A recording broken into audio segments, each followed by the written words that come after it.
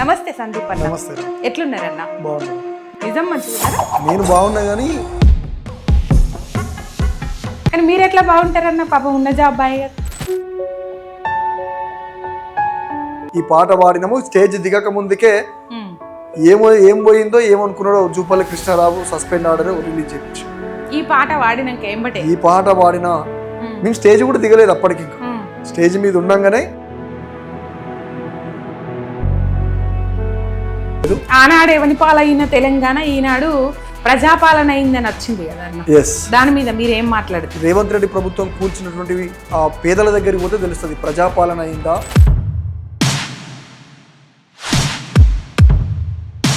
నిజంగా ప్రజల కష్టాలు చూసే ఇటువైపు ఆగిపోయిందా, లేకపోతే మళ్ళీ బీఆర్ఎస్ ప్రభుత్వం వస్తే మనకి ఏమైనా పదవులు దక్కచ్చు అనే ఆలోచనతో మీరు ఆగిపోయిందా?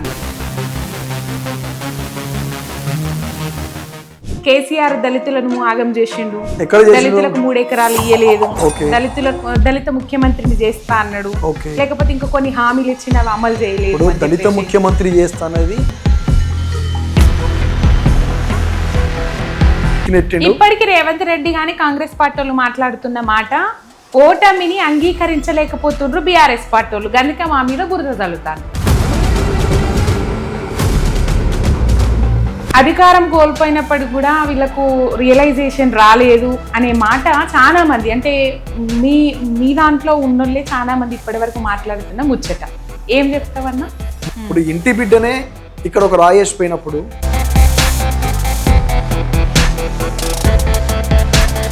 ప్రజాపాలన ప్రగతి ప్రణాళిక 99 రోజుల ప్రణాళిక వేసుకొని ప్రజలకు పోతారట వాళ్ళు. మేము చేసినా మేము 6 గ్యారెంటీ.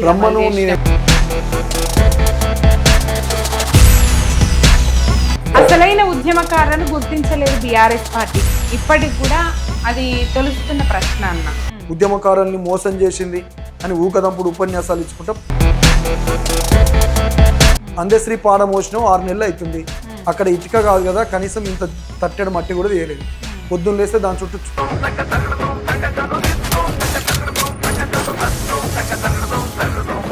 ప్రజా యుద్ధ నౌక గద్దరన్నను గేట్ కాడ కూర్చోబెట్టిండు, లోపలికి రానియలేదు. ఏం చెప్తావని? గద్దరన్నను గౌరవించుకోవాలంటే మనం నమ్ముతామా? వీళ్ళంతా ఈ దగులుబాజీ రేవంత్ రెడ్డి కూర్చున్న వీడియోలో బయటకు వచ్చాయి కదా. అంటే మీరు మాట్లాడే ప్రతి మాటలో కేసీఆర్ అంటే అభిమానం కనబడుతున్నది, పార్టీ అంటే ప్రేమ కనబడుతున్నది. ఎందుకన్నా ఎజెండా ఏంటి మీరు? అంటే తెలంగాణ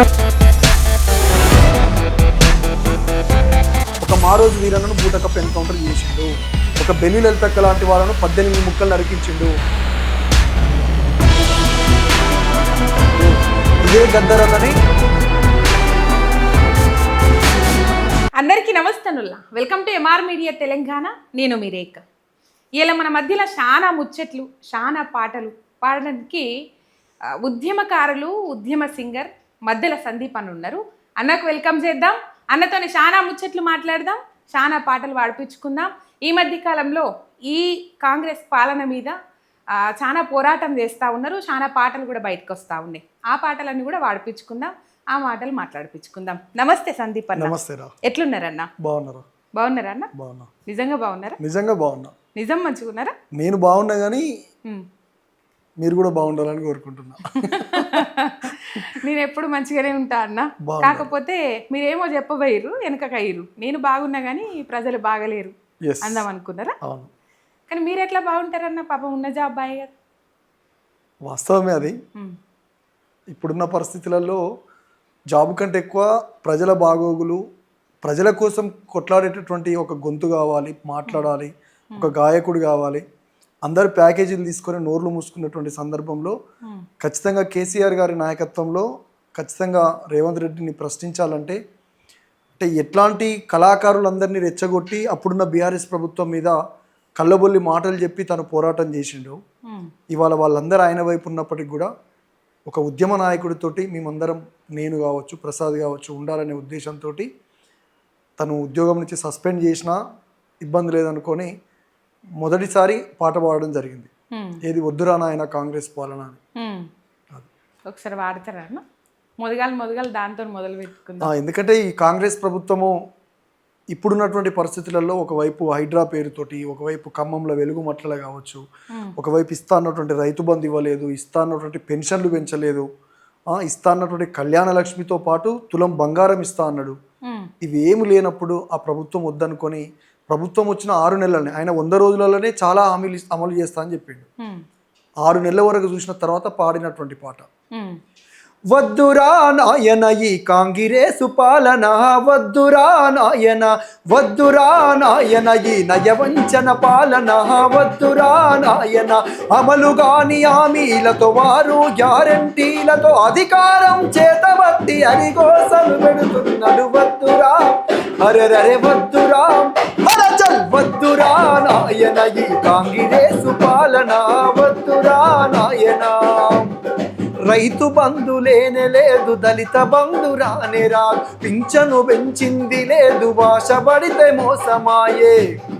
కోరి చేసుకున్న మొగడు ఎగిరెగిరి తన్నినట్లు అడగబోతే లొల్లి పెట్టి అడ్డగోలు తిడుతున్నారు. వద్దురా అరెరరే వద్దురా అరచల్ వద్దురా నాయన ఈ కాంగిరేసు పాలన, వద్దురా నాయన. కళ్యాణ లక్ష్మియేమో కలదప్పిపోయినాది, ఆడపిల్ల పెళ్లికి చెక్కు లేదు దిక్కు లేదు, తులమెత్తు బంగారం మీదు నుంచి పెడతామని వలవేసి గుంజినారు, ఓట్లు బాగా పొందినారు. తులం మాట దేవుడెరుగు మాసమైన ఇయ్యలేదు, ఈ మాట తప్పిన కాంగ్రెసును ఓడించి తీరుదాము. వద్దురా అరెరరే వద్దురా అరచల్ వద్దురా నాయన ఈ కాంగ్రెసు పాలన, వద్దురా నాయన అని ఆ రోజే కరీంనగర్ కథనబేరి వేదికగా ఈ పాట పాడినము. స్టేజ్ దిగక ముందుకే ఏం పోయిందో ఏమనుకున్నాడో Jupally Krishnarao suspend order release చేయించాడు. ఈ పాట వాడినాక ఏంబటే ఈ పాట పాడినా మేము స్టేజ్ కూడా దిగలేదు అప్పటికి. ఇంకా స్టేజ్ మీద ఉండంగానే మీకు సస్పెండ్ లెటర్ వచ్చిందని చెప్పి డిపిఆర్ ఆఫీస్ నుంచి వచ్చింది. వస్తే అయితే జాబులు ఇచ్చింది. ఏం బాధ వల్లేదన్న? ఎన్ని రోజులు సారథిలో జాబ్ చేసిండ్రు? నేను కేసీఆర్ గారు ఇచ్చినటువంటి ఉద్యోగం అది. బీఆర్ఎస్ ప్రభుత్వం ఉన్నప్పుడు కంటిన్యూ చేసినాము. అటు ఉద్యోగం చేస్తూ మొత్తం ఎన్ని ఏళ్ళు? Almostly 9 years. 9 years. 9 years. 9 ఏళ్ళ జాబ్ ఒక్కసారి వీకెత్తున్నామంటే బాధ కాలే అన్న? బాధ అయింది. కొంత ఇంట్లో వాళ్ళు ఇబ్బంది పడ్డారు. కానీ ఇప్పుడున్న పరిస్థితులలో ప్రజల కోసం కొట్లాడేటటువంటి పాట పాడేటువంటి గొంతు లేదు. ఎందుకంటే ఓ 10 మందికి సలహా మండలి సభ్యులని ఇచ్చారు, వాళ్ళు నోరు మూసుకొని కూకున్నారు. అప్పుడో ఇప్పుడో చిన్న చిన్న ప్రోగ్రాంలు ఇస్తే ఇంకా చాలా మంది ప్రశ్నించే వాళ్ళమని కేసీఆర్ గారు ప్రభుత్వం ఉన్నప్పుడు ఎవడు పడితే వాడు గొంతెత్తి ఇష్టం ఉన్నట్లు పాటలు పాడారు. అంటే కేసీఆర్ గారిని తిట్టుకుంటూ ఆయనకు సంబంధించిన అన్ని విధాలుగా. అందుకనే అరే ప్రశ్నించే గొంతులమని ప్రగల్భాలు పలికినోళ్ళు, ప్యాకేజీలు తీసుకొని నోరు మూసుకున్నోళ్ళు, మా పల్లెకొచ్చి పోతారా మా బాధ చూసిపోతారా, మా పల్లెకొచ్చి పోతారా మా బాధ చూసిపోతారా. అరే ప్రశ్నించే గొంతులమని ప్రగల్భాలు పలికినోళ్ళు, ప్యాకేజీలు తీసుకొని నోరు మూసుకున్నోళ్ళు, మా పల్లెకొచ్చి మా వాడాకొచ్చి మా గల్లీకొచ్చి పోతారా మా బాధ చూసిపోతారా, మా వాడాకొచ్చి పోతారా మా గోడు వినిపోతారా అంటూ మేధావులు అనుకునేటటువంటి ఎవరైతే ఉన్నారో, మేము ప్రజావాగ్గేయకారులము, ప్రజా కళాకారులము అని ప్రగల్భాలు పలికినటువంటి వాళ్ళు ఒకవైపు రైతు బంధు కావచ్చు, ఒకవైపు లగచర్ల గిరిజన ఆడబిడ్డల్ని ఇబ్బందులు పెట్టినప్పుడు కావచ్చు, ఒకవైపు ఖమ్మం కావచ్చు, ఒకవైపు హైదరాబాద్ కావచ్చు. ఇట్లా తెలంగాణ అంటేనే చాలా తక్కువ టైంలో ఈ ప్రభుత్వం ఎందుకు వచ్చింది అని ఒక పెద్ద వ్యతిరేకత కూడగట్టుకుందంటే అది రేవంత్ రెడ్డి ప్రభుత్వం. అట్లాంటి ప్రభుత్వాన్ని కూడా సమర్థించుకుంటూ ప్యాకేజీల కోసం, పదవుల కోసం పెదవులు మూసుకున్నటువంటి కోదండరాం కావచ్చు, ఇంకా చాలా మంది పేర్లు అవసరం లేదు, ప్రజా వాగ్గేయకారులం అనేటటువంటి అనేక మంది లెఫ్ట్ భావజాలం ఉన్నటువంటి వాళ్ళు కావచ్చు, బహుజన భావజాలం ఉన్నటువంటి వాళ్ళు కావచ్చు, వాళ్ళు ఎందుకు నోర్లు మోసుకున్నారో అర్థం కాలేదు. ఆనాడు ఎవని పాలైన తెలంగాణ ఈనాడు ప్రజాపాలన అయిందని వచ్చింది కదా అన్న. దాని మీద మీరు ఏం మాట్లాడతారు? ప్రజాపాలన అయిందంటే ఒకసారి ఖమ్మంలో ఉన్నటువంటి వెలుగుమట్ల రేవంత్ రెడ్డి ప్రభుత్వం కూల్చినటువంటివి ఆ పేదల దగ్గరికి పోతే తెలుస్తుంది ప్రజాపాలన అయిందా, ఎవని పాలైంది తెలంగాణని. ఒకవైపు లగచర్ల గిరిజన ఆడబిడ్డల కాడికి పోయి చూస్తే తెలుస్తుంది ప్రజాపాలన అయిందా రేవంత్ పాలన అయిందా అనేది.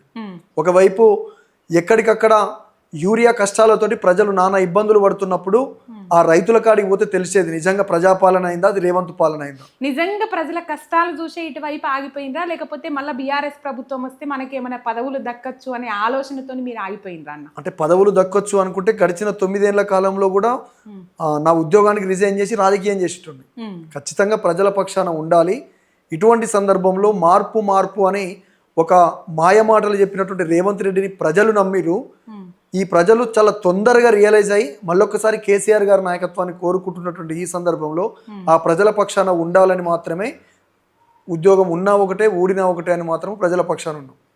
అది ప్రజలకు ఇచ్చిన హామీలన్నీ అమలు కాలేదు కదన్న కేసీఆర్ ప్రభుత్వం హయాంలో కూడా. ఎందుకు కాలేదు? మరి కాలేదని ప్రధానంగా ఇప్పుడు ఎక్కడ మాట్లాడినా ఇప్పుడు రేవంత్ రెడ్డి చేస్తుండు ఇది చెయ్యలేదు అనే ప్రధాన అంశం బయటకు వచ్చినప్పుడు ముందుగల్లా ఏమో వాళ్ళ మేనిఫెస్టో ఏ విధంగా ఉంటారో అట్లనే ఇప్పుడు కొన్ని లైన్స్ బయటకు వస్తాయి. కేసీఆర్ దళితులను ఆగం చేసిండు, దళితులకు 3 ఎకరాలు ఇయ్యలేదు, దళిత ముఖ్యమంత్రిని చేస్తా అన్నాడు, లేకపోతే ఇంకా కొన్ని హామీలు ఇచ్చిన అమలు చేయలేదు. దళిత ముఖ్యమంత్రి చేస్తా అనేది కేసీఆర్ గారి అభిప్రాయం. కానీ పార్టీలో ఉండబడినటువంటి వాళ్ళు మేజర్ గా పార్టీకి సంబంధించినటువంటి సీనియర్ నాయకులు కావచ్చు, ఎమ్మెల్యేలు కావచ్చు, సార్ మా దళితులకు కావచ్చు, గిరిజనులకు కావచ్చు, బీసీలకు కావచ్చు, అన్ని వర్గాల ప్రజలకు న్యాయం జరగాలంటే ఇప్పుడున్న పరిస్థితులలో మీరే ముఖ్యమంత్రి కావాలని అనేక మంది దళిత నాయకులు, బీసీ నాయకులు అందరు కలిసి కేసీఆర్ గారిని ప్రతిపాదిస్తేనే కదా తను పెడతా అన్నా కూడా మేము కాదు సార్ మీరే ఉండాల్సిందని పార్టీ నిర్ణయించింది. కేసీఆర్ గారి సొంత నిర్ణయం కాదు నేనే ముఖ్యమంత్రిగా ఉండాలనేది. పార్టీ ఒక లెజిస్లేటివ్ పార్టీ అంతా కూర్చొని నిర్ణయం తీసుకున్న తర్వాత కేసీఆర్ గారు ముఖ్యమంత్రి అయ్యారు. రెండోసారి కూడా అదే పరిస్థితి. ఇప్పటికీ ప్రజలు కోరుకుంటున్నారు కదా, ఎవరు వేరే వాళ్ళ పేర్లు ఎవరు ఎందుకు కోరుకుంటలేరు? ఇవాళ బీజేపీ ఉన్నది నేషనల్లో, ఇలా బీజేపీ రావాలని ఎందుకు కోరుకుంటలేరు? తెలంగాణలో మళ్ళీ కేసీఆర్ రావాలని కోరుకుంటారు కదా. కేసీఆర్ అన్నా ఎప్పుడు వస్తామని ప్రజలే అడుగుతున్నారు కదా. కాబట్టి కేసీఆర్ గారి నినాదం అది. కానీ పార్టీ మొత్తం కావచ్చు, ప్రజలందరూ కావచ్చు, పార్టీకి ఓట్లేసినటువంటి ప్రజలందరి అభిప్రాయాన్ని తీసుకెళ్ళి అప్పుడున్నటువంటి ఎమ్మెల్యేలు కేసీఆర్ గారు ముఖ్యమంత్రిగా ఉంటేనే తెలంగాణ రక్షణగా ఉంటుంది. ఎట్లయితే రేవంత్ రెడ్డి వచ్చిన 3 నెలలు 6 నెలల లోపే ఓటుకు నోటుకు తోటి ఎట్లయితే పట్టుబడ్డాడో, నిజంగా బలమైన నాయకుడు కనుక లేకపోతే అప్పుడే ప్రభుత్వాన్ని కూల్చేవాళ్ళు. కేసీఆర్ గారు ఉన్నారు కాబట్టే వాళ్ళు చేస్తున్నటువంటి ఎత్తుకు పై ఎత్తులను తట్టుకొని కేసీఆర్ గారు 10 సంవత్సరాలు తెలంగాణని ఒక సుభిక్షంగా నిలబెట్టగలిగాడు. అందుకనే ఉత్తమాటలు చెప్పే రేవంత్ రెడ్డి తెలంగాణలోన 420. ఉత్తమాటలు చెప్పే రేవంత్ రెడ్డి తెలంగాణలోన 420. ఓటుకు నోటు దొంగవు నీవు, చంద్రబాబుకు తొత్తువు నీవు. ఉత్తమాటలు చెప్పే దొంగ మాటలు చెప్పే మాయ మాటలు చెప్పే రేవంత్ రెడ్డి తెలంగాణలోన 420. ఇక ఉచిత బస్ అని పథకాన్ని తెచ్చావు, అమ్మలక్కలకు కొట్లాట పెట్టావు, 2 లక్షల రుణమాఫీ అన్నావు, రైతన్న మెడకేమో ఉరితాడు వేశావు. కాబట్టి ఉచిత బస్ అని పెట్టిండు, అక్కడ ఎవ్వరికి ప్రయోజనం లేదు. 10 రూపాయలు ఉచితం అని పెట్టిండు, మా జేబులోకి వెళ్ళి 20 రూపాయలు తీసుకుంటుండు. ఏ బస్ ఎక్కినా కూడా వెనక సీట్ లేదు, ముందు సీట్ లేదు. కూర్చున్న వాళ్ళంతా మాకు సీట్ కావాలని అమ్మ ఆడబిడ్డలు కొట్టుకున్నాడు తప్ప వెనకట నీళ్ళ కాడికి పోతే ఎట్లా కొట్టుకుంటో ఇవాళ బస్సులలో ఎక్కితే కూడా అదే పరిస్థితి. వాళ్ళు ఫ్రీ బస్ పెట్టిండ్రు, సన్న బియ్యం ఇచ్చిండ్రు, రేషన్ కార్డులు కేసీఆర్ 10 ఏళ్ళు ఇవ్వలే మేము ఇచ్చినామని. కేసీఆర్ కూడా ఇచ్చిండు, కాకపోతే కేసీఆర్ గారు చూయించుకోలేకపోయాడు. రేవంత్ రెడ్డి ఇంత చేస్తే ఇంత చెప్పుకుంటుండు. కేసీఆర్ గారు వాస్తవానికి కళ్యాణ లక్ష్మి పథకం చెప్పిండా చేస్తా అని, అయినా చేసిండు. దళితులకు దళిత బంధు ఇస్తా అని చెప్పిండా, అయినా ఇచ్చిండు. షాదీ ముబారక్ చెప్పిండా, అయినా ఇచ్చిండు. అదేవిధంగా పెన్షన్ 200 రూపాయలు ఉన్న పెన్షన్ని 1000 రూపాయలు చేసిండు, 1000 రూపాయలు ఉన్న పెన్షన్ని 2000 చేసిండు. ఇట్లా గురుకులాలు నిర్మిస్తా అని చెప్పిండా, చెప్పకపోయినా చేసిండు కేసీఆర్. ఎక్కడ మేనిఫెస్టోలో నేను ఇది చేస్తా అది చేస్తా అని రేవంత్ రెడ్డి లెక్క ఊకతంపుడు ఉపన్యాసాలు ఇచ్చి ప్రజల్ని మోసం చేయలేదు, ప్రజల్ని మభ్య పెట్టలేదు. మార్పు అని మాయ మాటలు చెప్పలేదు కేసీఆర్ గారు. ఆయన చెప్పుడు తక్కువ, చేసింది చాలా ఎక్కువ ఉంది తెలంగాణకు. ముఖ్యంగా మా తుంగతుర్తి లాంటి ప్రాంతంలో అది ఒక ఎడారి ప్రాంతం. ఒకప్పుడు కక్షలు, కారుణ్యాలు, ఎవరన్నా పిల్లనివ్వాలంటేనే పక్క నుంచి వచ్చిన వాళ్ళు ఇక్కడ బాగా మర్డర్లు జరుగుతాయంట, రాజకీయ గొడవలు ఉంటాయంట, ఊరికి స్తూపాలు ఉంటాయని ఒక నానుడితోటి ఇక్కడ నీళ్లు ఉండవు. ఈ ఊరికి పిల్లనిస్తే దగ్గర కిలోమీటర్ దూరం నీళ్ళకు పోవాలనే పరిస్థితి ఉండేది. ఇలా అట్లాంటి తుంగతుర్తిలో కాళేశ్వరం తోటి నీళ్లు తీసుకొచ్చి రైతుల కాళ్ళు కడిగిండు. ఉమ్, నడి ఎండాకాలంలో కూడా కాలువలు అప్పుడు రాజశేఖర్ రెడ్డి ఉమ్, పునాది వేసిండు అంతవరకే, కానీ ఆ కాలువలకు మరమ్మతులు చేసి నీళ్ళని తీసుకొచ్చి ఎండాకాలంలో సైతం చేపలు దునికేలాగా కేసీఆర్ గారు అభివృద్ధి చేసిండు తెలంగాణతో పాటు మా తుంగతుర్తి ప్రాంతాన్ని ముఖ్యంగా. ఉమ్, కాబట్టి రేవంత్ రెడ్డి వచ్చిన తర్వాత చెరువులు ఎండిపోయినాయి, రైతులకు యూరియా లేదు, ఇస్తానటువంటి పథకాలు లేవు, ముఖ్యంగా ఉద్యోగాలు అన్నాడు. 1000 ఉద్యోగాలు 2 లక్షల ఉద్యోగాలు రైతు క్యాలెండర్ మా జాబ్ క్యాలెండర్ వేస్తా అని చెప్పిండు రాహుల్ గాంధీని పట్టుకొచ్చి. ఎక్కడున్నాయి ఉద్యోగాలు? లేవు. ఉమ్. అందుకనే కాంగ్రెసు పాలన ప్రజలను ముంచే పాలన, రేవంతు పాలన ఇండ్లను కూల్చే పాలన. కాంగ్రెసు పాలన ప్రజలను ముంచే పాలన, రేవంతు పాలన ఇండ్లను కూల్చే పాలన. ఇది దోపిడి పాలన, దొంగల పాలన, ఇండ్లను కూల్చే పాలన. కాంగ్రెసు పాలన ప్రజలను ముంచే పాలన, రేవంతు పాలన ఇండ్లను కూల్చే పాలన.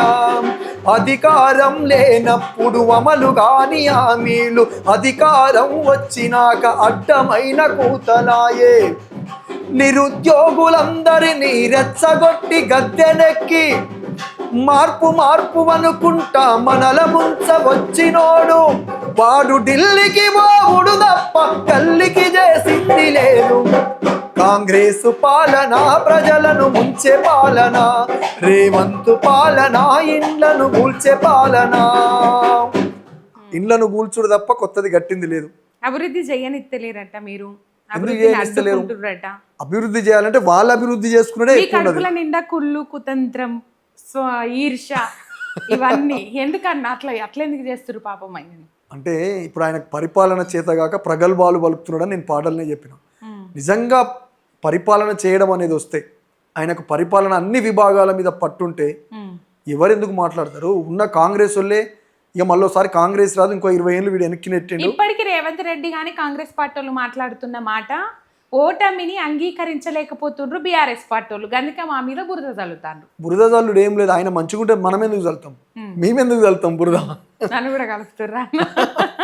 అంటే మీడియా వాళ్ళు కూడా ఇప్పుడు ఆయన అధికారంలోకి తేవడం కోసము అప్పుడు తీన్మార్ మల్లన్న కావచ్చు, తెలివెలుగు రఘు కావచ్చు, దాసరి శ్రీనివాస్ గారు కావచ్చు, కాలేజీకి సంబంధించి పృథ్వీరాజ్ లాంటి వాళ్ళు కావచ్చు, అనేక మంది కవులు, గాయకులు, జర్నలిస్టులు అందరూ రేవంత్ని ఎక్కడ ఎత్తుకోవాలో అక్కడ ఎత్తుకున్నారు. ఆయన ఎట్లా చేసి ముఖ్యమంత్రి సీట్లో కూర్చోబెట్టాలని ఒక పథకం ప్రకారము కేసీఆర్ గారిని నిందిస్తూ, కేసీఆర్ గారిని కావచ్చు, కేటీఆర్ గారిని కావచ్చు, హరీష్ అన్నని కావచ్చు, ఇట్లా ఎక్కడికక్కడ నిందిస్తూ రేవంత్ని ఎక్కడికి ఎత్తాలో అక్కడికి ఎత్తారు. ఇవాళ వాళ్ళే కదా పాతాళానికి దొక్కుతురు రేవంత్ పరిపాలన మీద.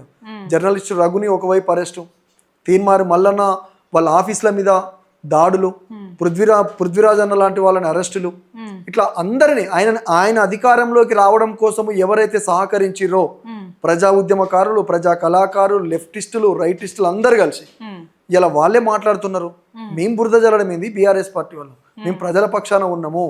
అవుట్ రైట్లా ఒకవైపు లగచర్ల కావచ్చు, రైతులకు సంబంధించిన యూరియా సమస్య కావచ్చు, ఇప్పుడు హైడ్రా కూల్చివేతల విషయంలో కావచ్చు, ఎక్కడ సమస్య ఉంటే అక్కడ ప్రజల పక్షాన కొట్లాడుతున్నటువంటి బలమైన గొంతుకగా బీఆర్ఎస్ పార్టీలో మేమందరము గాయకులుగా. సరే అన్న, అప్పుడు వాళ్ళు కేసీఆర్ని ఓడగొట్టడానికి వాళ్ళందరూ ఒక తాటి మీదకి వచ్చి ఇట్లా పోరాటం చేసిండ్రు, రేవంత్ రెడ్డిని ఆకాశానికి ఎత్తిండ్రు. కానీ ఇప్పుడు బీఆర్ఎస్ పార్టీ అధికారం కోల్పోయినాక కూడా అందులో ఉన్న బయటకు పోయి కేసీఆర్ పాలన మంచిగా చేయలేడు, కేసీఆర్ అస్సలు మంచిగా లేదని చెప్పేసి మాట్లాడుతున్నారు కదా. ఎవరు అంటున్నారు ఆ మాట? ఒక కవితక్క తప్ప ఇంకెవరు అంటలేరు నాకు తెలిసి. కవితక్క తప్ప ఎవరు అంటలేదు. అది ఆమె సొంత ఏజెండా. తను చెప్తుంది కదా, నిన్న మొన్న నేను ముఖ్యమంత్రిని కావాలనేది ఆమె కోరిక ఉన్నది. కాబట్టి ఆమె ముఖ్యమంత్రి కావడం కోసము స్వపార్టీని కావచ్చు, తను ఉన్న పార్టీని, ప్రతిపక్షాలని, స్వపక్షాలని, అధికార పార్టీని ఎంతవరకైనా ఆమె మాట్లాడుతుంది. అది ప్రజలందరూ గమనిస్తారు. ఏదేమైనా పెద్ద సారు కూతురుగా ఖచ్చితంగా మా కవితక్క మీద గౌరవం ఉంటుంది. ఆమె అనుకున్న కోరికే. కానీ ప్రజలకి వెళ్తుంది కదా ముచ్చట, ఏం చేస్తారు మరి వీళ్ళని? అది ఆమె ఇష్టం. ఆమె ఒక రాజకీయ పార్టీ పెట్టుకుంది. అంటే ఆమె ముచ్చట పోతుంది అంటున్నా, ఆమె పోతుంది అంటలే. పోతుంది, నో ప్రాబ్లం. ప్రజల కోసమే కదా పనిచేస్తుంది, స్వాగతిద్దాం. ఆ ఎలక్షన్ టైం వచ్చినప్పటికీ ప్రజలు ఎవరు నిర్ణయిస్తే వాళ్ళకు ఓట్లు వేస్తారు, వాళ్ళ అధికారంలోకి వస్తారు. అధికారం కోల్పోయినప్పటికి కూడా వీళ్ళకు రియలైజేషన్ రాలేదు అనే మాట చాలా మంది, అంటే మీ దాంట్లో ఉన్నోళ్ళే చాలా మంది ఇప్పటి వరకు మాట్లాడుతున్న ముచ్చట. ఏం చెప్తావన్నా?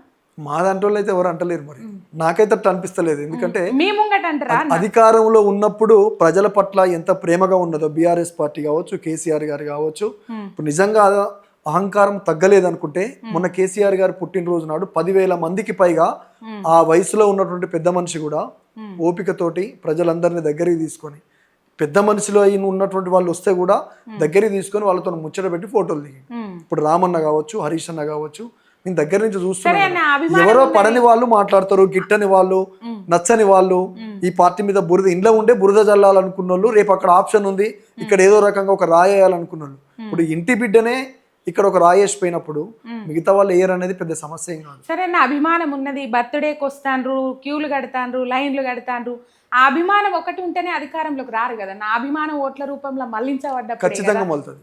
కేసీఆర్ గారిని ఎప్పుడు ఎలక్షన్లు వస్తాయా రేవంత్ రెడ్డిని గద్దె దించాలి, కేసీఆర్ గారిని మళ్ళొకసారి ముఖ్యమంత్రి చేయాలని ప్రజలందరూ ఎదురు చూస్తున్నారు. అందులో దానికి గొప్ప నిదర్శనమే మొన్న జరిగినటువంటి స్థానిక ఎన్నికలలో 4,000కు పైగా గ్రామ పంచాయతీలలో గెలిచింది బీఆర్ఎస్ పార్టీ. కాంగ్రెస్ పార్టీ ప్రతిపక్షంలో ఉన్నప్పుడు నామరూపాలు లేకుండా పోయింది. మొన్న మున్సిపాలిటీ ఎన్నికలలో కూడా అదే పరిస్థితి, కనీసం 11% దాటలేదు వాళ్ళు ప్రతిపక్షంలో ఉన్నప్పుడు, కాంగ్రెస్ ఉన్నప్పుడు. ఇలా బీఆర్ఎస్ పార్టీ 30% ఎబో ఓటింగ్ ఉన్నది. కాబట్టి ఆ ఓటింగే చెప్పుకోవచ్చు. సరే మున్సిపాలిటీలు మొత్తం మీద 11-12 రావచ్చు, కానీ ఓటింగ్ మాత్రం పర్సంటేజ్ మంచిగా వచ్చింది కదా. కాబట్టి దాన్ని చూసి మనం చెప్పుకోవచ్చు భవిష్యత్తులో ఖచ్చితంగా బీఆర్ఎస్ పార్టీ ప్రజల కోసము, ప్రజలే కేసీఆర్ గారిని మళ్ళొకసారి ముఖ్యమంత్రి చేయడానికి సిద్ధంగా ఉన్నారు. రైట్, ఈ కూల్చివేతలన్నీ మేము అభివృద్ధి కోసమే చేస్తున్నాం, అభివృద్ధిని అడ్డుకుంటున్నారు బీఆర్ఎస్ వాళ్ళు, ఇటు మూసి సుందరీకరణ కావచ్చు. ఇప్పుడు నిజంగా ఆ అభివృద్ధిని అడ్డుకుంటున్నారంటే స్వచ్ఛందంగా ప్రజలే రోడ్ల మీదకి వస్తున్నారు కదా.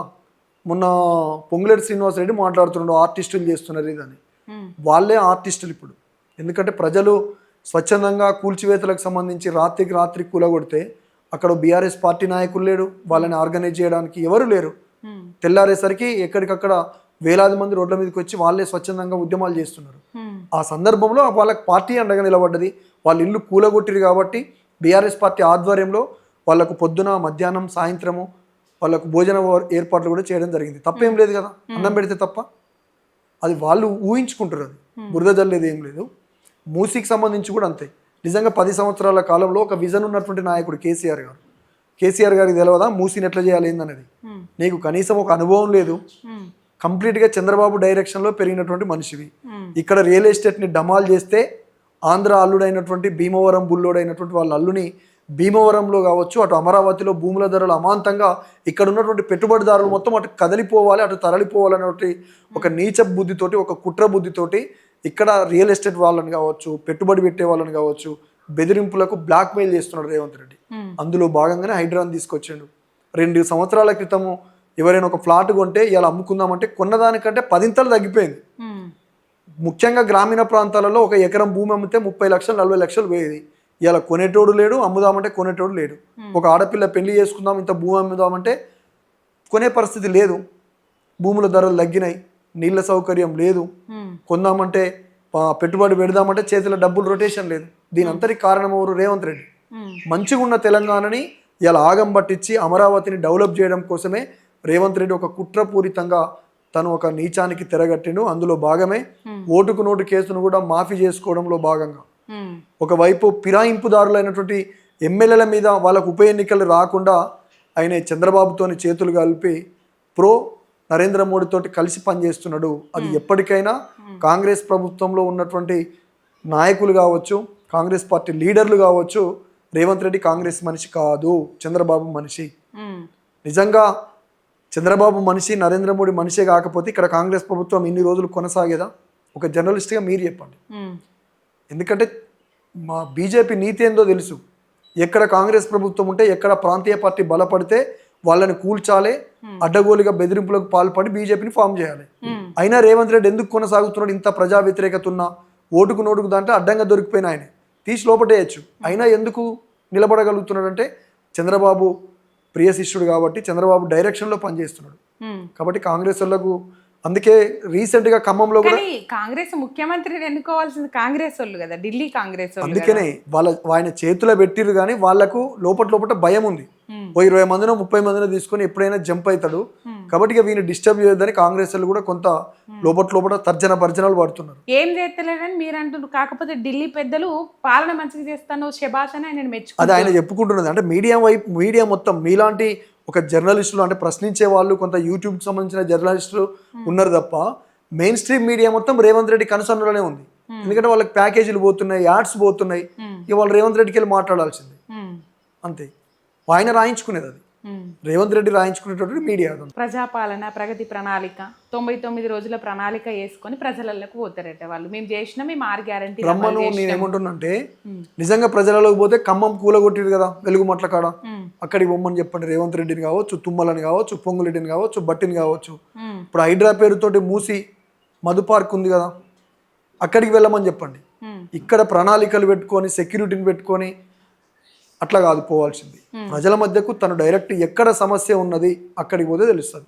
ఏదో 3-4 చెరువుల్ని బాగు చేసి 2-3 కాంట్రాక్టులు ఇచ్చి దానికి ఇన్ని బిల్లులు ఇచ్చి ఈ చెరువుని ఇట్లా చేసినా ఆ చెరువుని అట్లా చేసినా అంటే ప్రజలు దాన్ని క్షమించరు. ఖచ్చితంగా రాబోయే రోజుల్లో ఖచ్చితంగా బుద్ధి చెప్తారు. ఈ కూల్చివేతల మీద ఏమన్నా పాట ఉందా? పాడతారు. భూకబ్జదారులార బుద్ధి లేదా, భూదాన భూములన్నీ గుంజుకుంటిరి. భూకబ్జదారులార బుద్ధి లేదా, భూదాన భూముల్ని సిగ్గులేని మంత్రులార మీరి ఉంటిరా, మా ఇండ్లనన్ని కూల్చుతుంటే కునుకుతుంటిరా. సిగ్గులేని మంత్రులార మీరు ఉంటిరా, మా ఇండ్లనన్ని కూల్చుతుంటే నిద్రపోతిరా. కోట్లాస్తులున్న మీకు చాలా వెందిరా, కోట్లాస్తులున్న మీకు చాలా వెందిరా. ఎగబడి దౌర్జన్యంతో మా ఇండ్లను కూల్చుతుంటే మీరు కొనుకుతుంటిరా. భూకబ్జదారులార బుద్ధి లేదా, భూదాన భూములన్నీ గుంజుకుంటిరా. భూకబ్జదారులార బుద్ధి లేదా, భూదాన భూములన్నీ గుంజుకుంటిరా. అమలు గాని హామీలు మీరు ఇస్తిరి, అమలు గాని హామీలు మీరు ఇస్తిరి. ఓట్లేసి నోళ్ళనే నిండ ముంచిరి, ఓట్లేసి నోళ్ళనే నిండ ముంచిరి, ఓట్లేసి నోళ్ళనే నిండ ముంచిరి. అమలు గాని హామీ మీరు ఇస్తిరి, ఓట్లేసి నోళ్ళనే నిండ ముంచిరి, ఓట్లేసి నోళ్ళనే నిండ ముంచిరి, ఓట్లేసి నోళ్ళనే. ఆగో హైడ్రా తోటి మా ఇండ్లు కూల్చిరి, హై క్లాసు దొంగలోలే మీరు ఉంటిరి, హై క్లాసు దొంగలోలే మీరు ఉంటిరి, హై క్లాసు దొంగలోలే మీరు ఉంటిరి. హైడ్రా తోటి మా ఇండ్లు కూల్చిరి, హై క్లాసు దొంగలోలే మీరు ఉంటిరి, హై క్లాసు దొంగలోలే మీరు ఉంటిరి, హై క్లాసు దొంగలోలే మీరు ఉంటిరి. వేసుకున్న గుడిసెలన్నీ కూల్చివేస్తిరి, వేసుకున్న గుడిసెలన్నీ కూల్చివేస్తిరి. గూడు లేని పక్షులోలే మేము ఉంటిమి, గూడు లేని పక్షులోలే మేము ఉంటిమి, గూడు లేని పక్షులోలే మేము ఉంటిమి. కాబట్టి ఈ గూడు గూలగొట్టినటువంటి దొంగల భరతం పట్టేంత వరకు, ముఖ్యంగా ఖమ్మం జిల్లాలో ఒకవైపు పొంగులేటి కావచ్చు, తుమ్మల కావచ్చు, వాళ్ళు ఎప్పుడు తెలంగాణ ఉద్యమంలో లేరు కాబట్టి వాళ్ళకి తెలుసు ప్రజల ఉద్యమాలు చేస్తే ఎట్లుంటుందో అని. కాబట్టి ఈ రోజు ఏదో ప్రకటించినట్టు కానీ ఎన్ని ఇండ్లు అయితే కూల్చిరో అన్ని ఇండ్లు బరాబర్ ఇచ్చేంత వరకు కేసీఆర్ గారి నాయకత్వంలో ఖచ్చితంగా పోరాటం చేస్తాం. అప్పటిదప్పుడు అల్లుతారా అన్న పాట? ఎస్, 100%. ఎప్పుడు అంటే ఎప్పటి నుంచి మొదలు పెట్టిర్రు అల్లుడు, లేకపోతే అంతకు ముందే అల్లేదా? వస్తుంటే, ఎందుకంటే తెలంగాణ ఉద్యమం నుంచి వచ్చిన వాడిని కొత్తగా రాసుకోవాలి, ఏదో కొన్ని వీటికి అట్లుంటది. స్టేజీ ఎక్కితే మాత్రం ఇప్పుడు ఇందాక వాడిన పాటలన్నీ మీరు రాసినాయేనా? యా. కాంగ్రెసు పాలన ప్రజలను ముంచే పాలన, రేవంతు పాలన ఇండ్లను కూల్చే పాలన, అది నేను రాసింది. ఉత్తమ మాటలు చెప్పే రేవంతు రెడ్డి తెలంగాణలోన 420, ఓటుకు నోటు దొంగవు నీవు, చంద్రబాబుకు తొత్తువు నీవు. ఇది ఎందుకు రాయాల్సి వచ్చిందంటే, ఆయన ఖమ్మం సభలో పోయి ఇక్కడ ఎన్టీఆర్ గారు ఆత్మ శాంతించాలంటే తెలుగుదేశం తమ్ముళ్ళు ఖచ్చితంగా సపోర్ట్ చేయాలని అన్నాడు. అసలు ఎన్టీఆర్ ఆత్మ ఎందుకు శాంతించాలి, చంద్రబాబు ఎందుకు సంతోషంగా ఉండాలి? చంద్రబాబు ఉన్నన్ని రోజులు ఇక్కడ బూటకపు ఎన్కౌంటర్లు చేసి ఒక లలితక్క లాంటి వాళ్ళను, మారోజు వీరన్న లాంటి వాళ్ళను, ఒక నరహంతక పాలన పాలించినటువంటి పరిపాలన చేసిండు చంద్రబాబు నాయుడు. ఎందుకు ఎగరాలి ఇక్కడ టీడీపీ జెండాలు మళ్ళొకసారి? ఆ సందర్భంలో రాసినటువంటి పాట. అసలైన ఉద్యమకారులను గుర్తించలేదు బీఆర్ఎస్ పార్టీ, ఇప్పటికి కూడా అది తొలుస్తున్న ప్రశ్న అన్న. దాదాపు ఉద్యమకారులు కూడా అనుకుంటారు అసలైన ఉద్యమకారులను గుర్తించలే, అసలైన ఉద్యమకారులు అంటే కళాకారులను గుర్తించలే. కళాకారుల్ని గుర్తించింది. ఒకటి రస్మై బాలకృష్ణన్ అని 2 సార్లు ఎమ్మెల్యేని చేసింది, దేశపతి సీనన్ అని ఎమ్మెల్సీని చేసింది, గోరెటెంకర్ అని ఎమ్మెల్సీని చేసింది, అమరుడు సాయి చందన్ అని కార్పొరేషన్ చైర్మన్ చేసింది. 550 మందికి అడగకపోయినా ఒక ఇంటికి పెద్ద దిక్కులాగా, మా ఇళ్ళకి అందరికి ఒక పెద్ద దిక్కులాగా కేసీఆర్ గారు ఉద్యోగాలు ఇచ్చిండు. రేవంత్ రెడ్డి ఆయన ప్రతిపక్షంలో ఉన్నప్పుడు ఉద్యోగాలు ఇస్తాము, మేము కూడా 1000 మందికి ఇస్తాము, ఇవన్నీ బోగస్ ఉద్యోగాలు అన్నాడు. నిజంగా నువ్వు అన్నట్టు బోగస్ ఉద్యోగాలు అయితే మరి వచ్చి 2 సంవత్సరాల కాలం అవుతుంది. దాని మీద ఒక విచారణ కమిటీ అయి నీకు ఒక దమ్ము ధైర్యం ఉంటే అది వేయడం చేత కాదు, ఇస్తా అన్న ఉద్యోగాలు ఇవ్వడం చేత కాదు, ఉద్యమకారుల్ని మోసం చేసింది అని ఊకదంపుడు ఉపన్యాసాలు ఇచ్చుకుంటా కుర్చీలో కూర్చున్నాడు తప్ప ఇంకోటి లేదు. ఒక బాల్క సుమన్ అన్నని కావచ్చు, గాదరి కిషోర్ అన్నని కావచ్చు, బొంతు రామ్మోహన్ అని కావచ్చు, ఇట్లా అనేక మంది ఉద్యమకారులకు పెద్దపీట వేసిందే బీఆర్ఎస్ పార్టీ. ఇలా ఏ ఒక్క ఉద్యమకారునికి నీ పార్టీలో సముచిత స్థానం ఉంది? ఒక 5గురికో 6గురికో కోటి రూపాయలు ఇచ్చినావు, అక్కడ 4th సిటీ అని పెట్టినావు, అక్కడ కొంతమందికి ఇళ్ల స్థలాలు ఇచ్చినావు. ఇక మిగతా వారు కాదా ఉద్యమకారులు? అందశ్రీ పాడ మోసినావు, 6 నెలలు అవుతుంది. అక్కడ ఇటుక కాదు కదా, కనీసం ఇంత తట్టెడు మట్టి కూడా తీయలేదు. పొద్దున్న లేస్తే దాని చుట్టూ బడాబాబులు పోయి బీర్లు బిర్యానీలు కూర్చొని తింటారు అక్కడ అందశ్రీ సమాధి చుట్టూ. ఇదేనా నువ్వు అందశ్రీకి ఇచ్చే గౌరవం? ప్రభుత్వం నీదే కదా. కానీ అందశ్రీని కేసీఆర్ పట్టించుకోలేదంటారు కదా. పట్టించుకున్నాడు, కాకపోతే ఆయన ఇంకొద్ది ఎక్కువ ఎక్స్పెక్టేషన్స్ పెట్టుకున్నాడు. ప్రభుత్వము పరిస్థితులు అన్నప్పుడు ఆయనకు చాలా, ఇప్పుడు కేసీఆర్ గారు ఏమి ఇస్తాడు అనేది ఆయనకు మాత్రమే తెలుసు, ఏమి ఇవ్వాలనుకున్నది అనేది ఆయనకు మాత్రమే తెలుసు.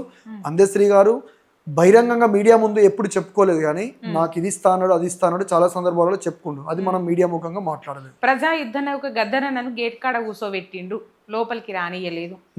ఏం చెప్తావన్నా? ఇప్పుడు 550 మంది కళాకారులకు కావచ్చు, 4-5 కళాకారులకు చట్టసభలకు పంపించినటువంటి కేసీఆర్ గారు గద్దరన్నని గౌరవించుకోవడం అంటే మనం నమ్ముతామా?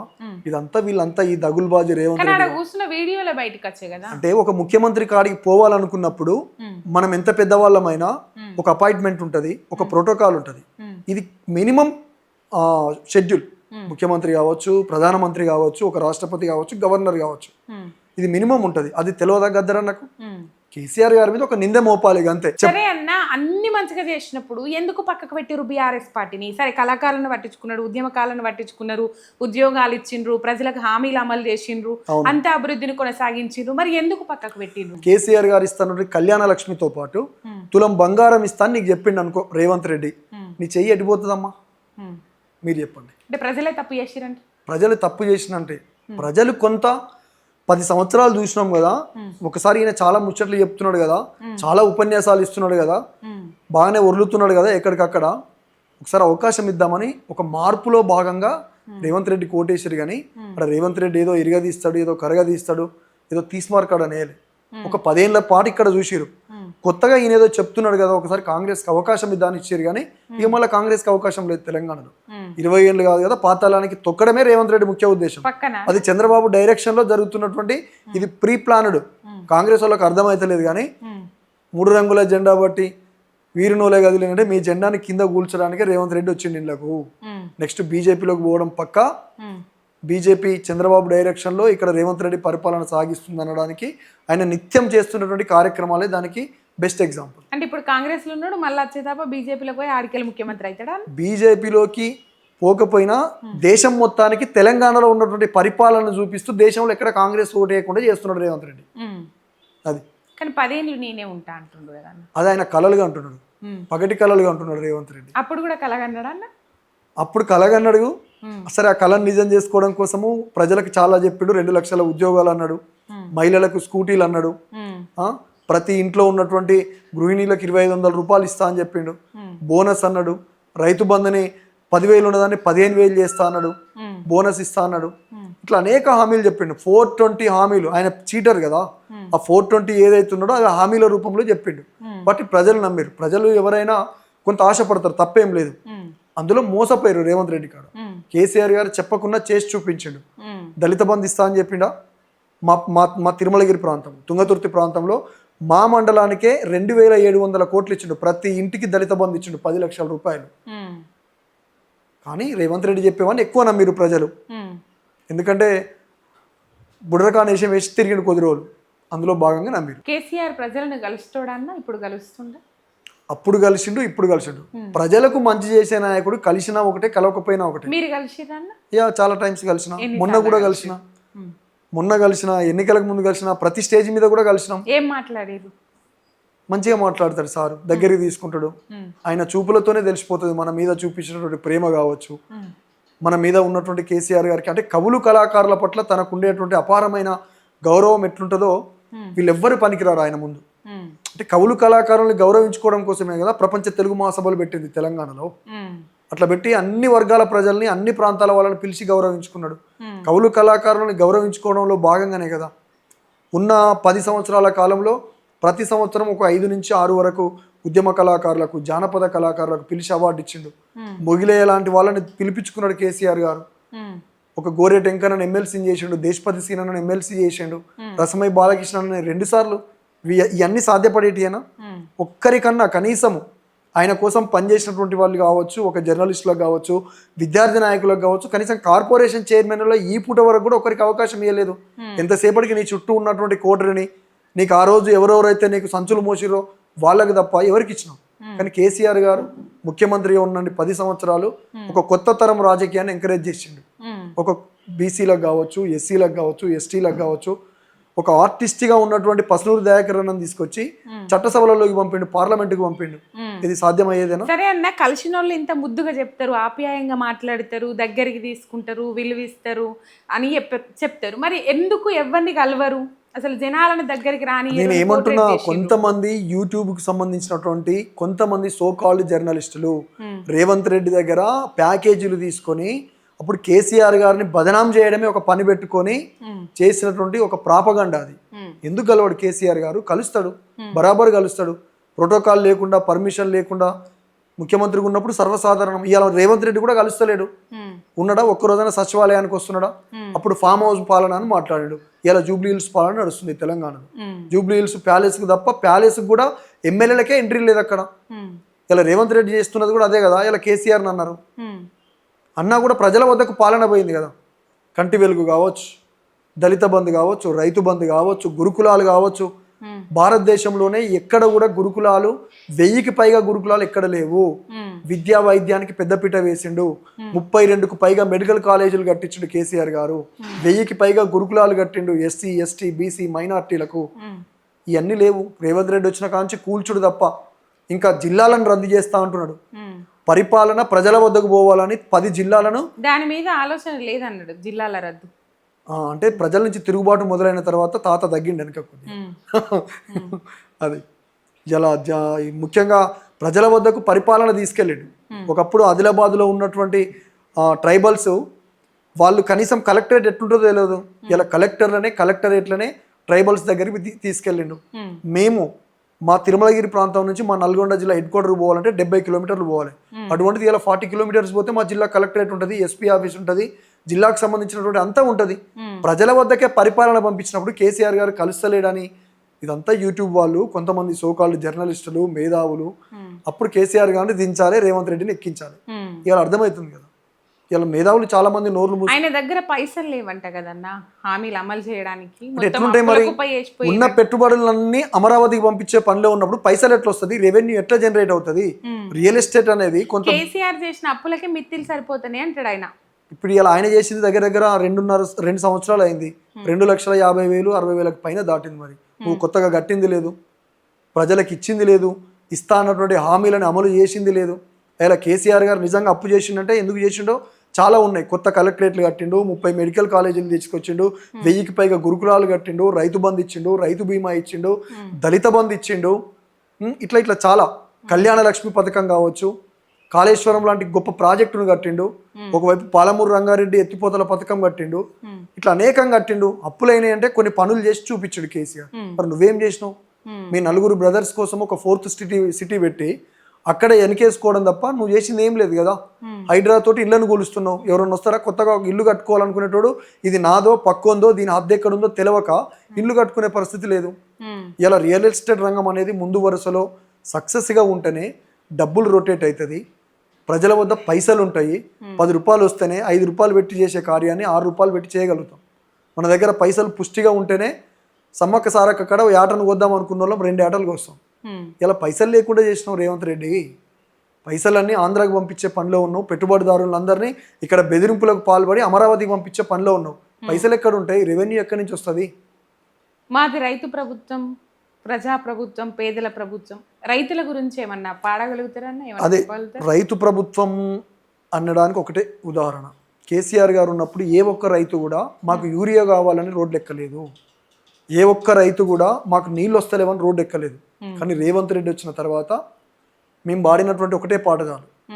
రాగాలు తీసిన రైతన్న నేడు గాయాల పాడాయనే, రాజోలే బతికిన రైతన్న నేడు దారి లేనోడాయనే, నాడు పచ్చని పల్లెల్లో నెలవంక తీరు నిలిసిన రైతన్న వాలిపోయి నేడు రాలిపోతున్నాడు ఎవ్వరి పాపమన్నా, దేశానికే తిండి పెట్టటి రైతు చేతులెత్తి వేడుకుంటుండు నేడు, చేతులెత్తి వేడుకుంటుండు నేడు. ఒక్క యూరియా బస్తా కోసం హరిగోసలు పడుతున్నాడు, తన పంటను బతికించగా అయ్యో తండ్లాట పడుతున్నాడు. ఒక్క యూరియా బస్తా కోసం హరిగోసలు పడుతున్నాడు, తన పంటను బతికించగా అయ్యో తండ్లాట పడుతున్నాడు.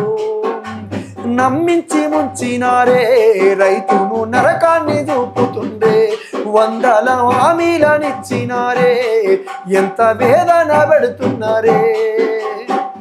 ఈ వేదన ఎండాకాలం ఇంకొక నెల రోజులకు స్టార్ట్ అవుతుంది అనగానే నీళ్లు ఉండవు పొలాలలో. కరెక్ట్ యూరియా వేసే టైంకి యూరియా ఉండదు. ఇది జాలదా రేవంత్ రెడ్డి ప్రభుత్వము? ఇది రైతు ప్రభుత్వమా, రైతుని నట్టేట ముంచే ప్రభుత్వమా అని చెప్పుకోవడానికి? అసలు ఎప్పుడైనా యూరియా మాకు షార్టేజ్ ఉందని 10 ఏళ్ల కాలంలో ఒక్కరైనా రోడ్డు మీదకి వచ్చిరా? ఈయనకు అది లేదు. ఆయన ఎంతసేపటికి రియల్ ఎస్టేటు, ఇక్కడ ఏమైనా జమ అయితే ఇది తీసుకుపోయి రాహుల్ గాంధీకి అప్పచెప్పాలనే సోయి తప్ప ప్రజలకు మంచి చేయాలి, రైతుల్ని కాపాడుకోవాలి, తెలంగాణని కాపాడుకోవాలనే సోయి లేదు రేవంత్ రెడ్డికి. మొన్న ఎన్నికలకు ముందు చెప్పిండు, మున్సిపాలిటీకి ముందు మున్సిపాలిటీ వెళ్ళగానే రైతు బంధు వేస్తా అని చెప్పిండు. ఏది రైతు బంధు? బంద్ చేస్తాడట రైతు బంధు. రైతు బంధు బంద్ చేస్తే ప్రజలు అంటే రైతులు సిద్ధంగా బంద్ చేసే ఆలోచన ఉందట అన్న. అంటే మొన్న కలెక్టర్ల సమావేశం ఆ ప్రకటన చేసి నీకు దమ్ము ధైర్యము నిజంగా నువ్వు చెప్తున్నావు కదా నల్లమల పులి అని, జడ్పీటీసీ ఎంపీటీసీ ఎన్నికలకు పొమ్మనండి. ఎందుకు పెట్టట్లేడు? రైతులు చాలా సిద్ధంగా ఉన్నారు. రేవంత్ రెడ్డి ఎప్పుడు ఎన్నికలకు వస్తేప్పుడు కర్రు కాల్చి వాత పెట్టడానికి. సర్పంచ్ ఎన్నికలు అవి కొంత వ్యక్తుల మీద ప్రభావం ఉంటుంది, అధికార పార్టీ కదా, ఏమన్నా మాకు పనులు అయితే ఉంటుంది. కానీ అక్కడ ఉండేది కారు గుర్తుంటుంది నెక్స్ట్ జడ్పీటీసీ ఎంపీటీసీలు. కాబట్టి అది పెడతలేడు. ఒకవైపు హైదరాబాద్లో కూల్చివేతలని స్టార్ట్ చేసిండు. ఎప్పుడో జరగాల్సినటువంటి జిహెచ్ఎంసీ ఎన్నికలు దీన్ని కావాలని 3 ముక్కలు చేసి కొంత ఎంఐఎం ప్రభావం ఉన్న కాడ మొదలుపెట్టి అక్కడ గెలిచిన తర్వాత ఆ వేవ్ కంటిన్యూ చేసి ఇక్కడ ఈ రెండిట్ల తర్వాత పెడదామనే ఆలోచనలో ఉన్నాడు. కానీ ప్రజలు అత్యంత శక్తివంతులు, అత్యంత చైతన్యవంతులు. తెలంగాణ ప్రజలు వాళ్ళు ఎన్ని కుట్రలు చేసినా రాబోయే రోజుల్లో కేసీఆర్ గారి నాయకత్వాన కారు గుర్తు మీద ఓటు వేయడానికి ప్రజలు సిద్ధంగా ఉన్నారు. మీరు మాట్లాడే ప్రతి మాటలో కేసీఆర్ అంటే అభిమానం కనబడుతున్నది, పార్టీ అంటే ప్రేమ కనబడుతున్నది. ఎందుకన్నా ఎజెండా ఏంది? మీరు అంటే తెలంగాణని తెచ్చినటువంటి పార్టీ, రాదు అనుకున్నటువంటి తెలంగాణని అసలు తెలంగాణ పదమెత్తితేనే ఇదే రేవంత్ రెడ్డి గురువు అయినటువంటి చంద్రబాబు నాయుడు ఒక మారోజు వీరన్నను బూటకప్ ఎన్కౌంటర్ చేసిండు. ఒక బెన్ని లలితక్క లాంటి వాళ్ళను 18 ముక్కలు నరికించిండు ఇదే చంద్రబాబు నాయుడు. ఒక తొర్రూరు ఐలన్నను ఎన్కౌంటర్ చేసిండు ఇదే గద్దరన్నని ఎన్కౌంటర్ చేసి చంపాలనుకున్నాడు చంద్రబాబు నాయుడు. అటువంటి నిర్బంధం నుంచి తెలంగాణను కాపాడి ప్రజాస్వామ్యబద్ధంగా పార్లమెంటు పందాలో తెలంగాణ రాష్ట్రం కోసం 14 సంవత్సరాలు చావు నోట్లో తలబెట్టినటువంటి కేసీఆరే కదా తెలంగాణను తెచ్చింది. నువ్వు కాదు, నీ చంద్రబాబు కాదు, నీ పార్టీ కూడా కాదు. 1200 మంది బిడ్డలు చనిపోయినాక కేసీఆర్ సచ్చుడో తెలంగాణ వచ్చుడో అని దీక్షకు బయలుదేరిన తర్వాత ఒక ప్రకటన వెలువడ్డది. అయ్యాల కేసీఆరే కనుక లేకపోతే ఇలా తెలంగాణ వచ్చేదా? మీరు తోకలు తగిలించుకొని నేను టీసీసీ ప్రెసిడెంట్ తెలంగాణ, నేను బీజేపీ ప్రెసిడెంట్ తెలంగాణ అని మీరు ఎవరైనా ఉండేటోళ్ళ? నువ్వు తెలంగాణ ముఖ్యమంత్రి వైద్యవా?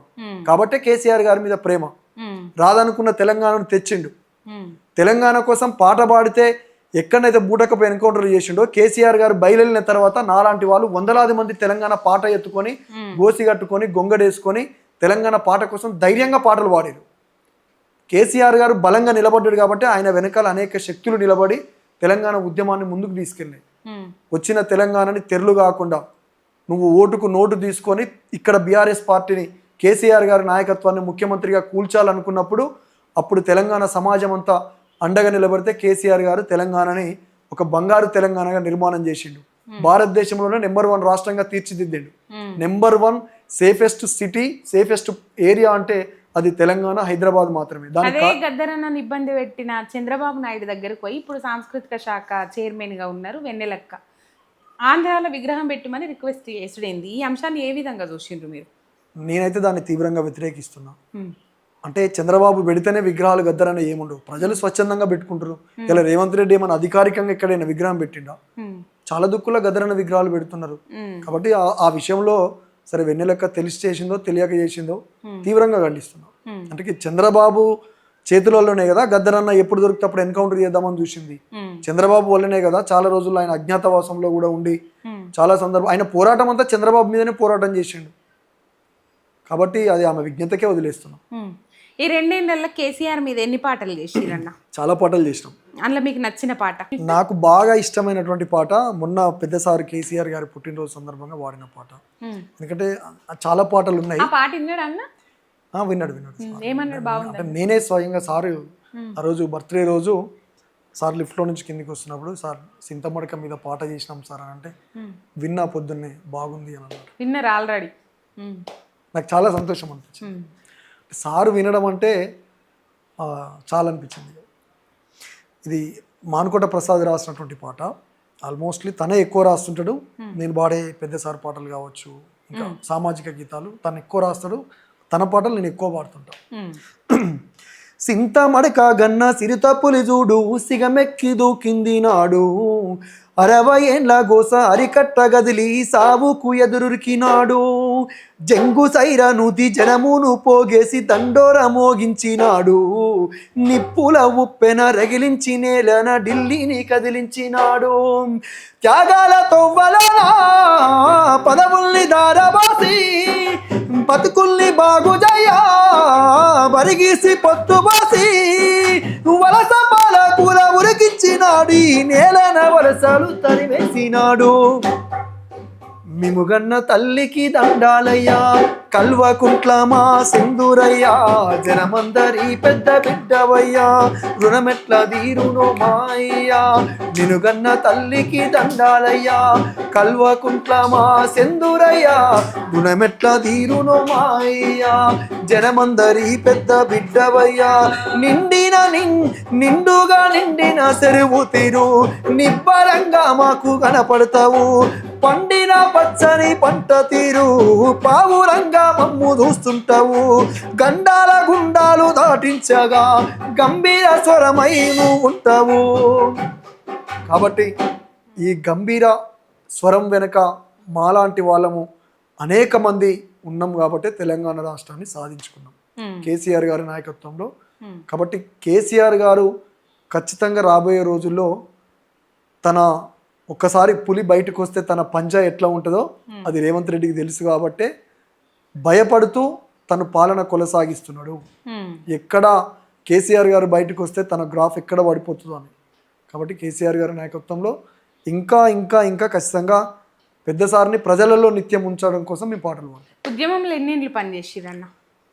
ఉద్యమంలో నాది ఇంటర్మీడియట్ అయిపోయిన తర్వాత మూమెంట్లోకి ఉన్నా, తర్వాత డిగ్రీ సూర్యాపేటలో చదువుతున్నప్పుడు మిలియన్ మార్చ్ కావచ్చు, సాగరహారం కావచ్చు, సకల జనుల సమ్మె కావచ్చు, కరెక్ట్ మూమెంట్ జరుగుతున్నప్పుడు నా బిడ్డ 1 year 2 years ఉంటుంది. అంటే ఆ టైంలో నేను పెద్దగా వాళ్ళని పక్కన పెట్టి కూడా తెలంగాణ మూమెంట్లోకి పోయాను. 14లో నాకు కొడుకు పుట్టిండు, 11లో పాప. అంటే నేను పెద్దగా వాళ్ళని ఎత్తుకొని అంటే వాళ్ళ ప్రేమ నాకు తెలియదు, నా ప్రేమ వాళ్ళకి తెలియదు అనేటట్టుండే. ఎందుకంటే నేను పోయి వచ్చేసరికి నైట్ 1-2 అయ్యేది, మళ్ళీ వాళ్ళు పడుకొని ఉండేది. మబ్బుల అంటే 9-10 గంటల బయలుదేరేది, ఆ టైం మళ్ళీ వాళ్ళు పడుకోవడం. చాలా సందర్భాలలో అంటుంటా, బాధ అనిపిస్తుంది. సరే ఏదైనా ఒక ఆకాంక్ష కోసం పనిచేసినాం కాబట్టి నో ప్రాబ్లం. అంటే భవిష్యత్ తరాల కోసము కొంత ప్రేమల్ని త్యాగం చేయాల్సి వచ్చింది. జాబ్ ఇచ్చేటప్పుడు ఏమైనా ఇబ్బంది పెట్టిందన్న? మామూలుగా ఇచ్చేసిరా? ఏమి ఇబ్బంది పెట్టలే. అంటే ఉద్యమంలో ఉన్నాము, పాడగలుగుతాము, అట్లాడగలుగుతాం. సరే ఉన్నటువంటి కనీసం ఇంకొక 400-500 మందికి ఇస్తే బాగుండు. చాలా మందికి కొంతమందికి అన్యాయం జరిగిన మాట వాస్తవము. ఇంకో 400-500 మందికి ఇస్తే బాగుండు అనేది అప్పుడు కూడా ఉండే. ఈసారి గవర్నమెంట్ వస్తే ఖచ్చితంగా చేసేది ఉండే. ఇక రేవంత్ రెడ్డి నేనే ఇస్తా అని చెప్పింది కానీ ఇంతవరకు ఇచ్చింది లేదు, సచ్చింది లేదు. ఆ 9 ఏళ్ల పని నచ్చిందా, ఈ 2 ఏళ్ల పని నచ్చిందన్న మీకు? ఆ 9 ఏళ్ల పని నచ్చింది. ఈ 2 ఏళ్ల పని మొత్తం కూల్చుడు, ఈ తీట మాటలు అంటే మాట్లాడు. మీ పని అంటున్నా. నాకు ఉద్యమం టైమే బాగుంది. అంటే కొట్లాడే తత్వము. ఆ 9 ఏళ్లలోనేమో కొద్దిగా గొంతుకు పని లేదు. ఇప్పుడు మళ్ళీ పని గట్టిగా ఉన్నది. అంటే కొట్లాడడంలోనే కవికి కానీ కళాకారునికి కానీ ఒక తృప్తి ఉంటుంది. అంటే పాట అంటేనే పోరాటం. అంటే నేను జానపదాలు పాడేటోనే అంతకంటే కాదు. సినిమా పాటలు పాడడం నాతో ఇంకా అసలే కాదు. పాడగలుగుతా, పాడగలిగే అంత గొంతున్నది, అంత లాలిత్యం ఉంది నా వాయిస్లో, పాడగలుగుతా, అది నాకు తెలుసు. కానీ మొదటి నుంచి నేను పోరాటమే. ఒకవైపు తెలంగాణ ఉద్యమం కంటే బహుజన మూమెంటు, దాని తర్వాత తెలంగాణ మూమెంటు.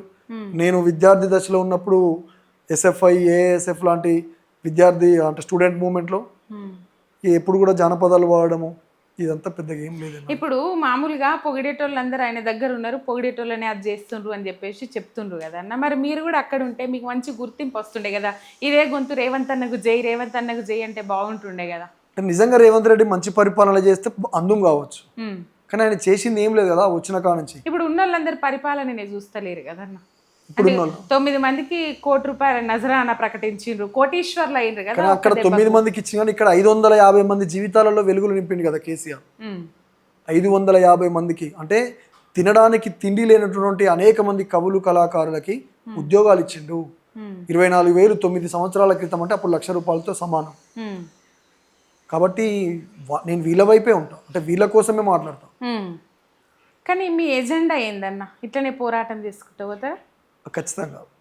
అంటే ఇప్పుడు పోరాటం చేస్తున్నారు, మళ్ళీ బీఆర్ఎస్ పార్టీ వచ్చినాక కూడా పోరాటం చేస్తారా? బీఆర్ఎస్ పార్టీ ఖచ్చితంగా 9 ఏళ్ళు ఎంత పద్ధతిగా ఎంత పర్ఫెక్ట్గా ప్రజల కోసం పనిచేసిందో అంతే ప్రజల కోసం ఖచ్చితంగా పనిచేస్తుంది. ఒకవేళ పని చేయని ఎడల అప్పుడు మళ్ళొకసారి మేము మాట్లాడాల్సి వస్తుంది, పాడాల్సి వస్తుంది పార్టీ అయినప్పటికీ కూడా. అంటే మీకు సరిపడా, మీకు సరైన గుర్తింపు ఇప్పుడు కష్టపడుతుండ్రు, పోయిన 9 ఏళ్ళు కష్టపడ్డారు, మీకు సరైన గుర్తింపు దొరకలేదు అన్నప్పుడు మీ లైన్ ఎటు పోతుందన్నా అంటున్నా. గుర్తింపు దొరికినా నవ్వుతున్నా, ఈ క్వశ్చన్ మీకోసమే కదా నేను అడిగింది. గుర్తింపు దొరికినా దొరకకపోయినా చాలా కమిట్మెంట్ గా పార్టీలో పనిచేద్దాం, ప్రజల కోసం పనిచేద్దాం. పాట అనే ఆయుధం బలంగా మార్చి గుర్తిస్తారు అనే బలమైన నమ్మకం ఉన్నదా? ఖచ్చితంగా గుర్తిస్తారు. అనేక మందిని గుర్తించింది కదా. ఎంతమందిని అసలు ఇప్పుడు కనీసము చాలా కింది స్థాయిలో ఉన్నటువంటి వాళ్ళని తీసుకెళ్లే కేసీఆర్ గారు చట్టసభలలో కూర్చోబెట్టిండు. రేపు మాలాంటి వాళ్ళకు వెనకైనా ముందైనా ఖచ్చితంగా నిజాయితీగా పనిచేస్తున్నాం. ఎందుకంటే ఇలా బీఆర్ఎస్ లో పాటలు పాడి రేపు ఇంకొక ఆయనకు జన్మదిన శుభాకాంక్షలు తెలపడానికి కాంగ్రెస్ అయిన కాడికి పోలేదు, బీజేపీ అయిన కాడికి పోలేదు. అక్కడ కేసీఆర్ గారు అది ఏ వేదికైనా కావచ్చు, ప్రతిపక్షాలకు సంబంధించి కావచ్చు, అధికార పక్షానికి సంబంధించి కావచ్చు, కేసీఆర్ గారిని తిట్టేటువంటి ఫ్లెక్సీలో ఫోటో అంటేనే వేదిక ఎక్కము. కేసీఆర్ గారిని కావచ్చు, బీఆర్ఎస్ పార్టీని తిట్టేటువంటి ఏ నాయకుడు ఉన్నా కూడా కనీసం దరిదాపులలో కూడా ఆ స్టేజ్కి కూడా పోం, ఆ స్టేజ్ కూడా ఎక్కం, పోతాం, కూర్చుంటాం. ఇదేటట్లా ఉంది, మొత్తం కేసీఆర్ ని తిట్టే పనిలో ఉన్నారు వీళ్ళంతా, చదువుకుందామని వచ్చేస్తాం. అందరిలాగా కొద్దిసేపు ఆయనకు జన్మదిన శుభాకాంక్షలు చెప్పి ఆ పాటలు పాడి పైసలు తీసుకొని, ఈ పాటలు పాడి పైసలు తీసుకొని ఈ అధికారం వస్తుంది కావచ్చు, ఇక మళ్ళీ బీఆర్ఎస్ పార్టీలో వచ్చుదాం అనే బాపతి కాదు. అధికారం ఉన్న రోజు ఇట్లనే ఉన్నాం, అధికారం పోయిన రోజు కూడా బీఆర్ఎస్ పార్టీలోనే ఉన్నాం. రైట్ అన్న. ఏ పాట చూసుకున్నా మీరిద్దరే కనబడతారు, మానుకోట ప్రసాద్ అన్న మీరు. మీ ఇద్దరి మధ్యలో బాండింగ్ ఎట్లుంటది అన్న? అంటే మాది పాటల బాండింగే, మంచి బాండింగ్. ఇంకోటి ఏంటంటే చేతులకి వెళ్ళి చెరిని పైసలు పెట్టుకుని అయినా పాటలు చేద్దామనే కాన్సెప్ట్. మిగతా వాళ్ళలాగా ఎవరో స్పాన్సర్షిప్ చేస్తే, ఎవరన్నా స్పాన్సర్ ఇస్తే పైసలు తీసుకొని పాట చేద్దాం, యూట్యూబ్లో పెట్టుకుందాం, వ్యూవర్షిప్ సంపాదిద్దాం అనేటువంటి మైండ్ సెట్ కాదు మా ఇద్దరు. ఇప్పుడు ఈ సందర్భం ఉన్నది, ఇక్కడ ఈ సమస్య ఉన్నది, మనం పాట చేసుకుందామని మేమిద్దరం బావ అనుకుంటాం. అంటే బ్లడ్ రిలేషన్ కాదు, పాటల సంబంధం ఇది మాది. అనుకుంటాము, చెరుకొని పెట్టుకుంటాము. ఆ సందర్భంగా ఎవరైనా ₹10 చేద్దాం, మేము పెడతాం అని ఎవరైనా పార్టీ మీద అభిమానంతో ముందుకొస్తే ఓకే, లేదంటే చేస్తాము, సమాజానికి ఇచ్చేస్తాం. ఇప్పుడు చేతుల నుంచి పెట్టుకునే పాటలు చేస్తున్నాము అని అన్నారు, జాబా లేదు, పరిస్థితి ఎట్లన్నా? కుటుంబాలు ఉంటాయి, పిల్లలు ఉంటారు, మరి ఏంది పరిస్థితి? ప్రసాద్కి సొంత యూట్యూబ్ ఛానల్ ఉంది, ఆయన కొన్ని ఫోక్ సాంగ్స్ రాస్తాడు, ఆయనకు అట్లా చిన్న రెవెన్యూ, ఆయన వ్యవస్థ నడుస్తుంది. నాకు చిన్నపాటి 8-9 ఏళ్ల క్రితమే చిన్నపాటి బిజినెస్ పెట్టుకున్నా, దాంతో నేను నడిపించుకుంటా. ఇక వేరే వాళ్ళు ఎవరో ఇవ్వాలి, ఎవరో ఇస్తే పాటలు చేయాలి, ఎవరో ఇస్తే మేము బతకాలనే పరిస్థితిలో లేదు. ఇంట్లో నుంచి సఫర్ కాలేదన్నా? ఇంట్లో సఫర్ కాలేదా జాబ్ పోయినప్పుడు, లేకపోతే ఇట్లాంటి ఇబ్బందికరమైన పరిస్థితులు ఉన్నప్పుడు? ఏం కాలేదు, ఎందుకంటే ఆమెకు తెలుసు నేను ఏ నిర్ణయం తీసుకున్నా చాలా పర్ఫెక్ట్గా నిర్ణయం తీసుకుంటా అని తెలుసు. వచ్చిన రోజు ఎట్లున్నామో ప్రజెంట్ ఎట్లున్నామో ఏందనేది ఆమెకు తెలుసు కాబట్టి వాళ్ళు ఏం సఫర్ కాలేదు. మా అమ్మ నాన్న సఫర్ అయ్యారు. ఎందుకు బిడ్డ 30,000 32,000 వస్తున్నాయి కదా, పోగొట్టుకోవడం ఎందుకు, ఎట్లా బతుకుతావు, హైదరాబాద్లో కదా బతికేది అని అంటే నేను బతుకుతా నాకు తెలుసు అని చెప్పిన. ఇంట్లోకి వెళ్ళి బయటకు వచ్చినాడు వాళ్ళ నుండి రూపాయి తీసుకోలేదు, నాకు తెలుసు నేను బతుకుతా అని చెప్పిన. వస్తుంది అన్న మళ్ళీ బీఆర్ఎస్ పార్టీ అధికారం? ఖచ్చితంగా వస్తుంది, ఖచ్చితంగా వస్తుంది, ఖచ్చితంగా వస్తుంది. రైట్ అన్న, మనం తెలంగాణ రాష్ట్రం సాధించుకున్నామంటే డాక్టర్ బాబాసాహెబ్ అంబేద్కర్ రాసిన ఆర్టికల్ 3 అంటే రాజ్యాంగం ప్రకారం ఆల్రెడీ ఏప్రిల్ 14 వస్తుంది కదన్న. అంబేద్కర్ మీద ఏమన్నా పాటలు పాడుతారా? నేను నాకు సమాజంలో బాగా పేరు తెచ్చినటువంటి పాటలు ఒకటి మానుకోట ప్రసాద్ రాసింది, ఇది బొమ్మ కాదురా నా చిట్టి తండ్రి. అంటే 125 అడుగుల అంబేద్కర్ విగ్రహం ఎప్పుడైతే కేసీఆర్ గారు అనౌన్స్మెంట్ చేసిండో ఆ సందర్భంగా అది 125 అడుగులు ఎత్తే కాదు, అది గొప్ప త్యాగం అని ఈ నెక్స్ట్ సమాజానికి అంటే మన ఇంట్లో పిల్లలకి చెప్తున్నారు. స్టాచ్యూ పెట్టే టైంలో బయటకు వచ్చింది కదా. ఇది బొమ్మ కాదురా నా చిట్టి తండ్రి, నిలువెత్తు త్యాగమై వెలసింది. ఇది బొమ్మ కాదురా నా చిట్టి తండ్రి, నిలువెత్తు త్యాగమై వెలసింది. మన గుండె ధైర్యం చెయ్యెత్తి మొక్కుదాం, మన గుండె ధైర్యం చెయ్యెత్తి మొక్కుదాం. బాబా సాహెబు బాట మరువొద్దు నా ఈ బిడ్డ, బొమ్మ కాదురా నా చిట్టి తండ్రి, నిలువెత్తు త్యాగమై వెలసింది. ఇది బొమ్మ కాదురా నా చిట్టి తండ్రి, నిలువెత్తు త్యాగమై వెలసింది. తను నమ్మిన సిద్ధాంతం మన బతుకులకొక మార్గం, తన త్యాగం గొప్పదిరా కొలమానము ఎవరంట అని బౌద్ధాన్నే నమ్మిండు నవ భారత బుద్ధుడు అయిండు. అతడే మన దిక్సూచి సాధించు తన బాటలో నడిచి. బొమ్మ కాదురా నా చిట్టి తండ్రి, నిలువెత్తు త్యాగమై వెలసింది. ఇది బొమ్మ కాదురా నా చిట్టి తండ్రి, నిలువెత్తు త్యాగమై వెలసింది. 100 సార్లు విన్నా ఈ పాట నేను, 100 సార్లు రా. అంత మంచిగా ఉంటది తెలుసా అన్న. థ్యాంక్ యూ రా, థ్యాంక్ యూ. నిజం చెప్పాలి అన్న, ఇది వాడింది మీరని తెలియదు నాకు, నేనే వాడినా. ఇంకా 100 సార్లు విన్నా ఈ పాట. అవునా? మంచిగా అనిపిస్తుంది, ఇన్నా కొద్ది నా బుద్ధి అవుతుంది. నాకు చాలా అంటే చాలా మంచి పేరు వచ్చింది ఈ పాటతో. తర్వాత ఏమైపోయే వాళ్ళము మత్స్యదేవేందర్ అన్న రాసిండు, దాంతో కూడా చాలా పేరు వచ్చింది. ఏమైపోయే వాళ్ళమో అంబేద్కర్ లేకుంటే, ఏ చీకటి మింగునో తనుగై రాకుంటే, తరాలు మన స్థితి గతులు మార్చున తల్లడిల్లు గద సకల జనం, బతుకు వగ్రకుల విషకౌగిటబడి నలిగిపోవు కదనేటి దినం.